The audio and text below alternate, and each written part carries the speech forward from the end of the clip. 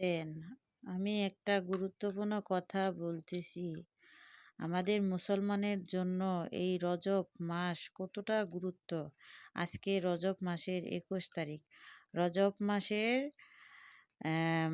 ২৬ তারিখে দিবাগত রাতকে মেরাজের রাত বলা হয়। এই রাত্রে আমাদের নবী করিম সাল্লাল্লাহু আলাইহি সাল্লাম মেরাজের মহাশূন্যে আল্লাহ পাকের সাথে সাক্ষাৎ করতে গিয়েছিলেন। সুবহানাল্লাহ। আমাদের সবাইকে যেন এই মেরাজ থেকে শুরু করে রমজান পর্যন্ত নেক হায়াত দান করে। আল্লাহুম্মা আমিন। আল্লাহ তুমি সবাইকে হেদায়েত করবা এবং সবাই আমার জন্য দোয়া করবেন। আমার পুরা ফ্যামিলিকে যেন আল্লাহ হেদায়েত নসিহত করে। আরও বেশি বেশি আমল করার তৌফিক দেয় যাতে। আমিও আপনাদের জন্য দোয়া করি।